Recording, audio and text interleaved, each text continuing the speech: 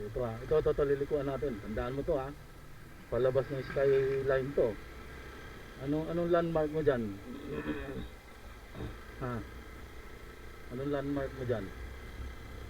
Hindi pa pala. Doon pa. Ayun, pagka dulo pala nito.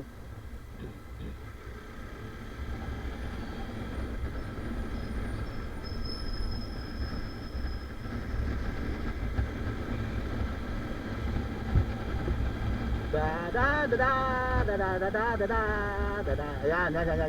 Anong landmark mo dyan? Dito tayo.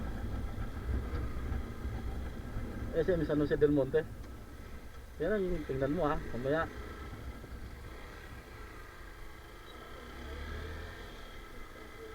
Yan ba yun? Meron? Hindi kita pag dito tayo sa kabila eh. Sabagay pagdating dito magdandahan na tayo. Ayun oh.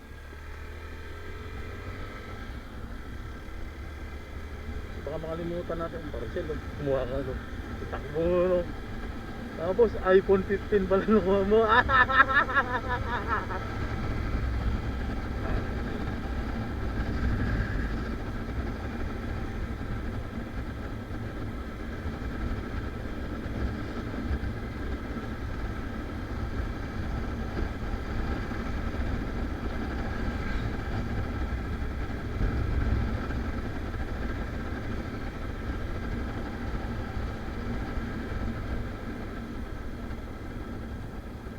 Napakaganda na nun. Pwede mo lagyan ng aircon yun.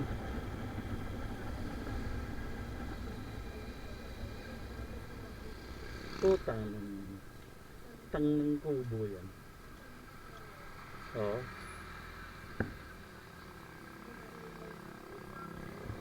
Dito tayo.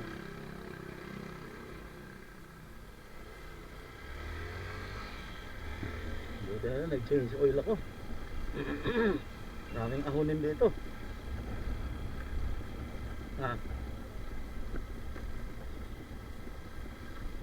Hindi na nag-change oil patay, kawawa ang motor.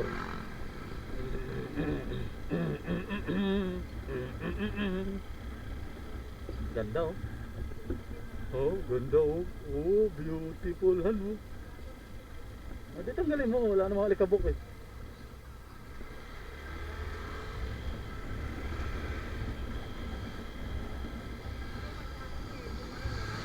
Oh, nandyan ka na pala.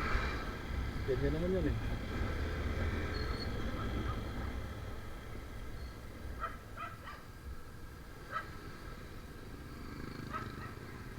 Sa mga ganitong ahonan, hindi bagay scooter dito, kawawa scooter dito. Ayan ang mahirap pag nasa unahan ganyan. Biglang lumusot ang preno. Puta, hindi mo na talaga mapipigilan yan. Ngayon pagpaahon naman yan, kailangan nasa unahan ka naman yan. Kasi pag ikaw naman nasa unahan, nasa likuran yan at lumusot, pag biglang umatras yan, patay ka dyan. Siyempre hindi, umiinit. Hindi na kumakagat yung hangin.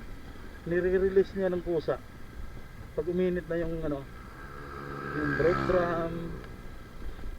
Ito yung dati namin pinupuntahan dito, mami, yung school dito nung buhay pa si Kaalare.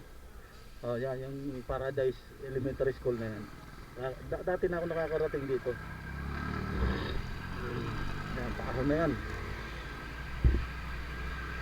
Ang problema, hindi tayo maka-overtake kasi maraming estudyante. Baka bigla may tumawid.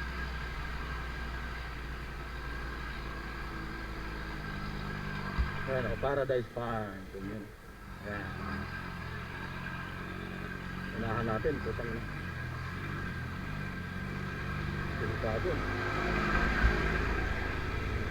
Delikado tayo dyan. Hindi, nagkaano siya ng cambio eh. Nagpapalit siya ng cambio. Kasi nasa low gear siya eh.